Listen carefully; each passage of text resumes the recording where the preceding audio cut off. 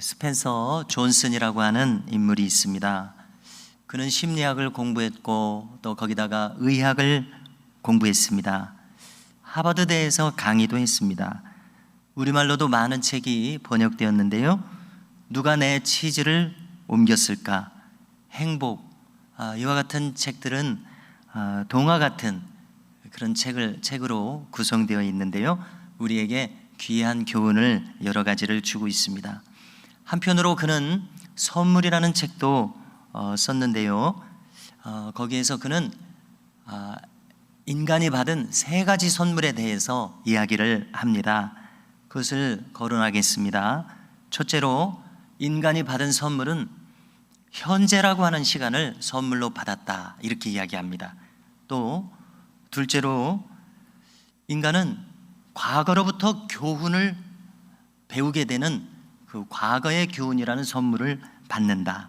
세 번째는 멋진 미래에 대해서 소망하는 마음을 선물로 받았다, 이렇게 이야기를 합니다. 모두가 다 우리 마음속에서 작용하는 일들입니다.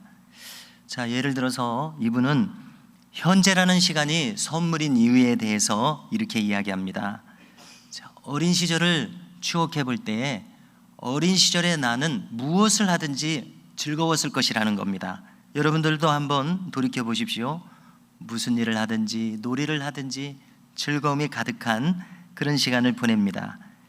그렇지만은 어른이 되어가면서 지금 하는 일이 별로 그렇게 즐겁지 않은 그런 경험을 더 많이 하게 된다는 것입니다. 자, 이 존슨이라는 분이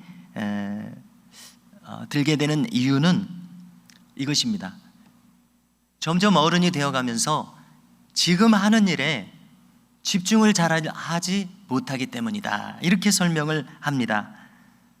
그러니까 지금 내가 무슨 일을 하고 있는데도 딴 생각이 자꾸 일어나고 딴 생각을 내가 일부러 하게 되니까 지금 하는 일에 온전히 집중할 수가 없더라, 이 점을 대고 있습니다. 자, 딴 생각을 한다는 것은 여러 가지 이유에서 딴 생각을 하겠습니다만은 좀 부정적인 것이 있습니다. 겉과 속이 달랐을 때, 이때가 문제입니다. 이 일을 하면서도 온전히 집중하지 못하고 다른 꿍꿍이를 내가 가지게 되는 경우입니다. 좀 더 부정적으로 말을 하면 내심 다른 꿍꿍이가 있어서 정신이 거기에 팔립니다. 그래서 즐거울 수가 없습니다. 예를 들어서 베드로와 같은 마음이 어린아이와 같은 마음이라면 바리새인들의 마음은 표리부동한 마음이었습니다. 그러므로 그들은 즐거울 수가 없었을 것이다, 이렇게 추측을 하게 됩니다. 자, 오늘 주님께서 하신 말씀이 바로 이분이 거론한 이야기와 비슷하다라고 생각해 봤습니다. 주님은 제자들에게 성령으로 기뻐하시며 이야기하셨다고 기록되어 있죠. 이렇게 말씀하십니다. 천지의 주제이신 아버지여, 이것을 지혜롭고 슬기 있는 자들에게는 숨기시고 어린아이들에게는 나타내심을 감사하나이다. 옳소이다. 이렇게 된 것이 아버지의 뜻이니이다, 이렇게 말씀하셨습니다. 자, 우선 여기서 이렇게 말씀하실 때 이것을, 이 제자들에게 나타내신 것을 감사한다고 하시지 않았습니까? 이것이 무엇입니까? 그것은 바로 우리가 지난주에 나눴던 말씀입니다. 바로 앞에 있는 본문의 핵심 내용이 무엇이냐면요, 그것은 여러분들이 구원을 받아서 그 이름이 하늘에 기록된 것으로 기뻐하라, 그렇게 말씀하신 내용입니다. 즉, 인간이 구원받는 그 전모에 대한 지식을 너희들은 알고 있다는 것입니다. 그래서 그것으로 기뻐하라는 것입니다. 그래서 이 제자들이 그 구원의 지식을 알게 된 것은 두 마음을 가졌거나 표리부동한 마음이 아니라 깨끗하고 순수한 마음을 가진 어린아이와 같은 마음이었기 때문에 그 구원의 전모에 대해서 알게 되었다, 이렇게 이야기를 하시는 것입니다. 그렇습니다. 실제로 그와 같은 깨끗한 마음이 아니면 구원받는 이 지식에 대해서 전적으로 수용할 수가 없습니다.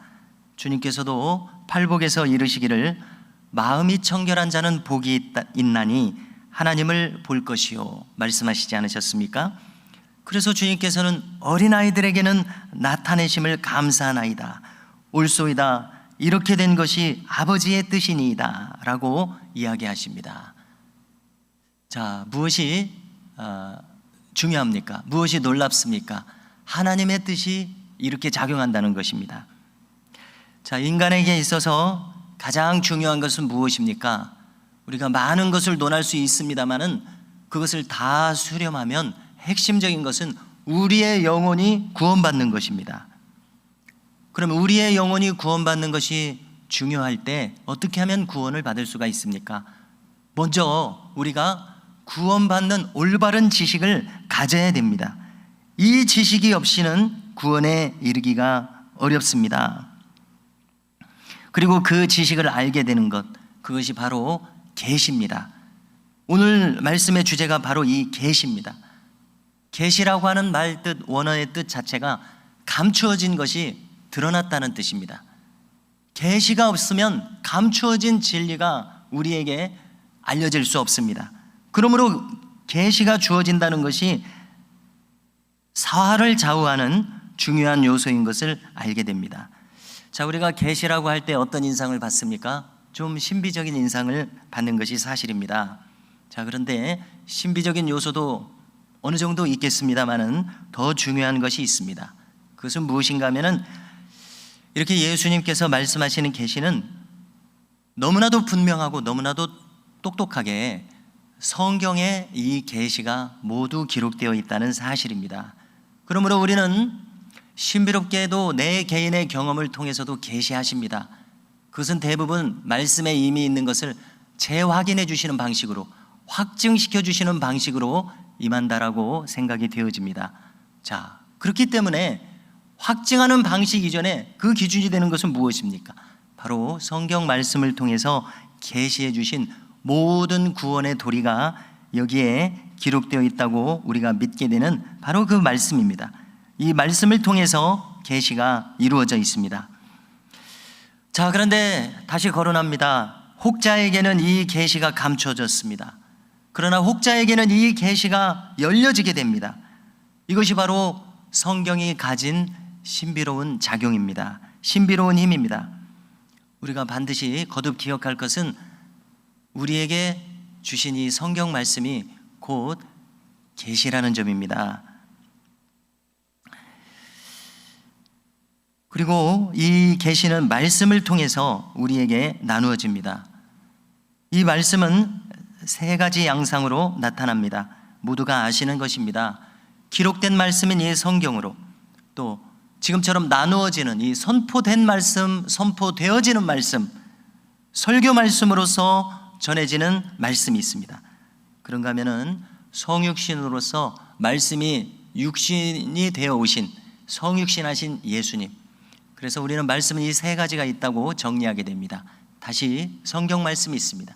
선포되고 있는 말씀, 선포되는 말씀이 있습니다. 그리고 계시된 말씀인 예수님이 계십니다. 이것이 계시의 세 가지 양상입니다. 이렇게 우리가 계시를 받습니다. 그런데 계시가 우리에게 주어질 때 한 가지 문제점이 있습니다. 그것은 똑같이 말씀이 선포되고 있어도 어떤 사람에게는 이 말씀이 그대로 수용되어져서 들어가고 그래서 믿음이 생기고 어떤 사람에게는 믿음이 잘 생기지 않는다는 점입니다. 바꿔 말해서 똑같이 우리가 교회를 다닙니다. 예배를 똑같이 드리고 있습니다. 같은 곳에서 같은 시간을 보냅니다.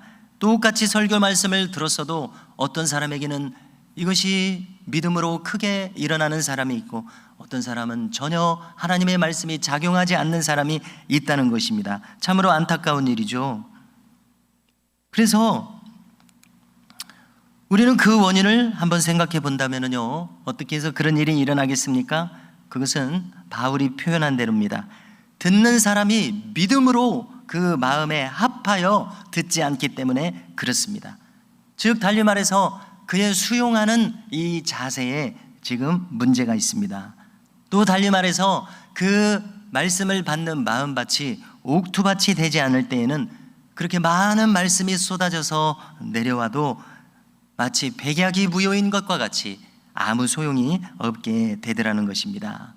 말씀이 들려질 때에 그 말씀을 순전하게 수용하지 못합니다. 여러 가지 생각 속에서 걸려 넘어지는 것이 있습니다. 여러 가지 이유로 집중하지 못할 때 그렇게 됩니다. 그 많은 생각 속에서 혹은 그릇된 기준 속에서 말씀이 수용되지 못하고 또 뿌리 내리지 못하기 때문이다. 우리는 그렇게 설명할 수가 있습니다. 한 가지 사례를 떠올리고자 합니다. 주후 300년대 400년대에 어거스틴이 활동을 했습니다. 그의 생애에 중요한 교회를 지키기 위한 그 중요한 사역을 했습니다. 그것은 이단과 싸우는 사역입니다. 어거스틴도 처절하게 교회를 무너뜨리려는 세력들과 싸웠습니다. 그 이단 사상들은 크게 세 가지였는데요. 그 중에 이제 세 번째, 생애 마지막에 집중해서 이렇게 대결했던 이단 사상은 펠라기우스주의, 펠라기우스 논쟁이라는 것입니다. 자, 이것의 요점은 이렇습니다. 자, 인간은 정통 교리는 이것입니다. 어거스틴이 주로 전해서 쭉 내려오는 정리한 정통 교리는 이것입니다. 인간에게는 원죄가 있습니다. 그래서 이 원죄로 말미암아 타락한 본성이 있습니다.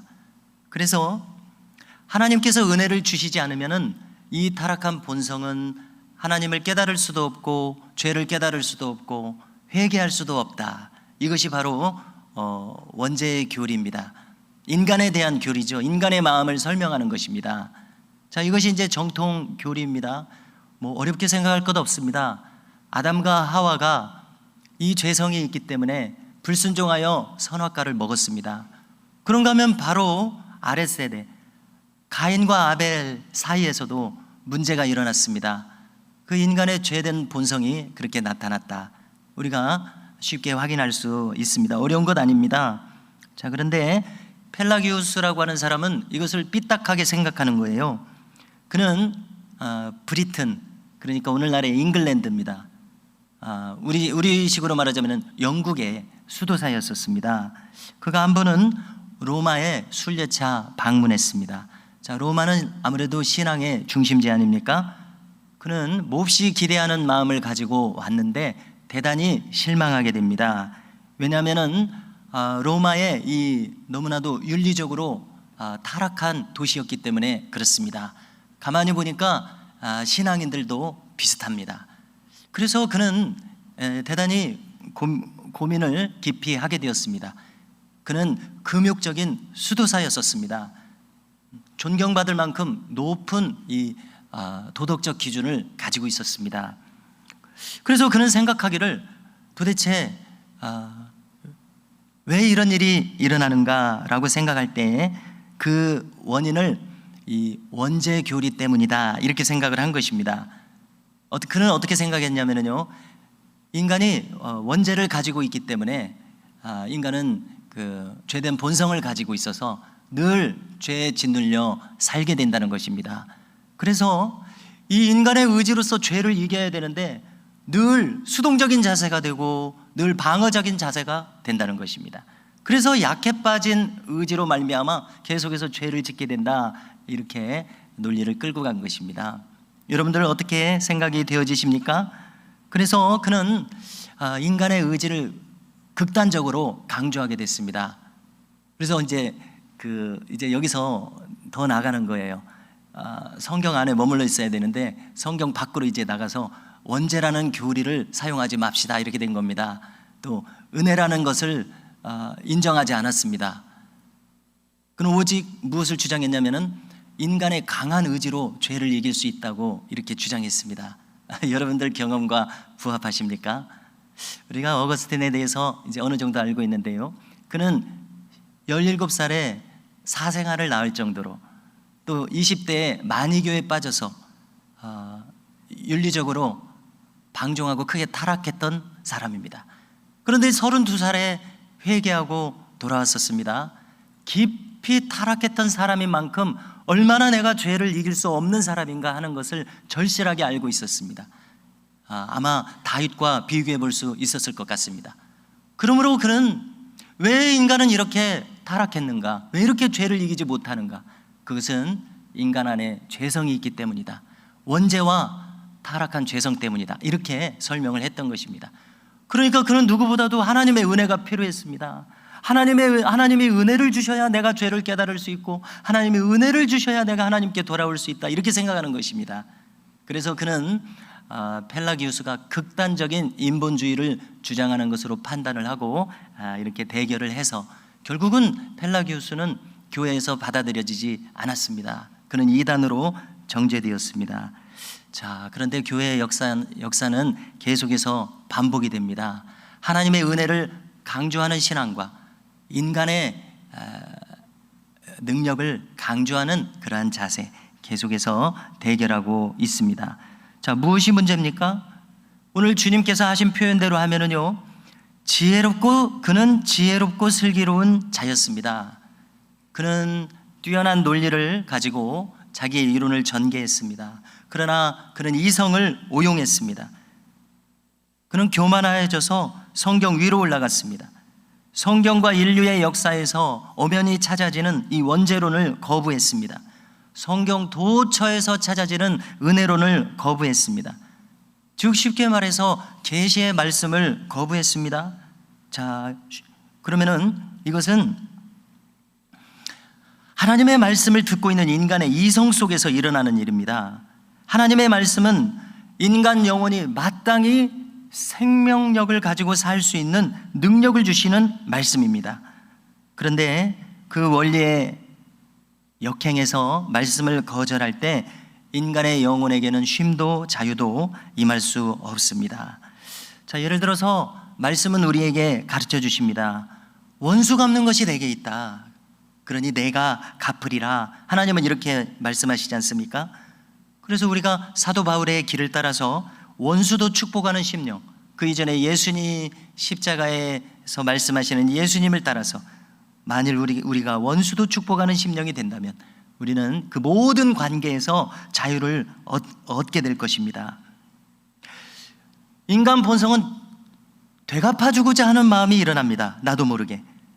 그런데 이 되갚아주고자 하는 마음에서 내가 풀려날 때 결박되어 있습니다. 결박되어 있는 한은 부자유합니다. 그러나 거기에서 풀려날 때 나의 영혼은 자유를 얻습니다. 오늘 본문에서 주님은 하나님이 누구신지 알 수 있는 인간이 도무지 없다고 말씀하십니다. 다만 첫째, 아들은 아십니다. 둘째, 아들의 소원대로. 그래서 이 말씀이 너무나 중요하다고 생각합니다. 아들의 소원대로. 무슨 뜻입니까? 예수님은 우리를 향해서 이 마음을 가지고 계시다는 겁니다. 어떤 마음이요? 우리가 하나님을 알게 되는 사람이 되는 것. 예수님은 우리에 대해서 이런 소원을 가지고 계십니다.